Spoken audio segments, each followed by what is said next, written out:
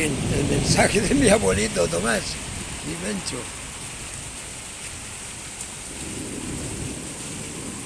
Yo creo que es fuerte, ¿no? Más claro el agua.